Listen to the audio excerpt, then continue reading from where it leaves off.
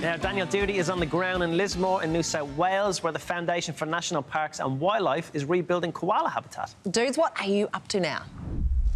Yeah, very good morning, Sarah and Tristan. I'm here at the Bushfire Recovery Nursery, and something very special is happening here this morning up in Lismore. But to tell us a little bit more about this is Mark from Friends of Koala. Very good morning to you, Mark. Thank you. Great to be here. Oh, no, it is great to be here. Look, what's happening here this morning? Right, what we've got here is our grand opening of our new nursery as part of the Bushfire Recovery Program. So we've got some funding from Foundation for National Parks and Wildlife to basically help all of those landholders who lost a lot of their vegetation in the bushfires. Fantastic. And how many trees will be planted in the next few months or so? Well, let's look at the bigger picture. Our project aims to get 240,000 trees planted in the next 3 years. So we're looking at about 80,000, which is the capacity of this new nursery, every year for the next 3 years, and hopefully it will go longer than 3 years. Absolutely amazing. Okay, talk to me about the process of planting a tree. So over here we've got some seedlings at the moment. Yeah, so obviously this is a complete nursery, so we start by sowing the seeds. Most eucalypt seeds, koala food, they germinate in about 10 to 14 days. We pot them up, and generally within about 14 to 16 weeks we can get a koala tree ready to go in the ground. So, fantastic. All right, what are the types of trees that you'll be planting?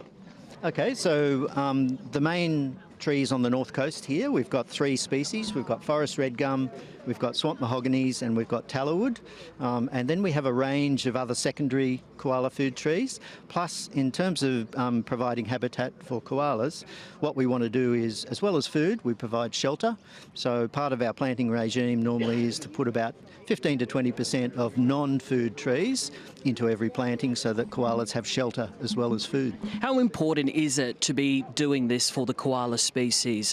If this wasn't done, it would be truly terrible for the koala species. Yeah, definitely. The number of hectares that were lost in the recent bushfires, and just the number of trees that we're losing just through general land clearing, etc., and urban sprawl into koala areas. If we don't have trees, we don't have koalas. That's basically it. We estimate that about a third of the New South Wales koala population was lost in the last round of bushfires. So that's a big dent in the population. In order to reinvigorate that population, we just need more habitat. Yeah. We need more trees in the ground. Something very interesting that you showed us earlier this morning with the trees. So if you look to your left, these trees were planted. How long did it take, and what are they? Yeah, generally what we've got over here is just an example of about 10 to 12 years growth. So we can produce, in our climate, trees very quickly. Normally about 3 years after a tree's planted, it's then big enough for a koala to use.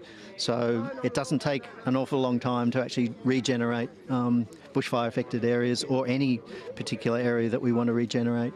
And something else that I found out, is it true that with a particular type of tree, does it attract koalas if you planted a tree, say, in your back garden? Yeah, definitely. The koalas are always searching for food. We don't recommend planting trees in suburban backyards because generally they get very big and can cause danger to houses. Often you have dogs in backyards in suburbia. They're not a great combination with koalas. So generally we're really recommending people with acreage or people that might back onto a reserve. Yes, definitely, plant trees. Lismore, for example, it's one of the few urban areas where there is a resident koala population, but the combination of cars, dogs and trees being removed makes it difficult. So we're really targeting areas where koalas have a much better chance to survive long term. Now look, Mark, I don't know about you, but I feel like crouching down and just being at the same level with the trees here. Before we wrap it up, is it true that koalas, they not only eat trees but eat dirt as well? Is that true? Yeah, look, we've got some evidence of koalas eating dirt, not as a food source, but generally I think they're getting some minerals out of that. So certainly the koalas we have in care, we do provide a little saucer of soil which they can sift through, but definitely it's not as a food source. It's just something that they get from the soil. As I say, could be minerals, nutrients, something, but this is what they eat. Yeah. The good old eucalypt. That's their number one food, and that's obviously what we're promoting. We don't want them out there eating dirt. Yeah. All right, Mark, thank you so much for your time here this morning. It's absolutely amazing what you guys are doing here for the regeneration of this land, and we're going to be visiting more of the North Coast. So back to you guys in the studio.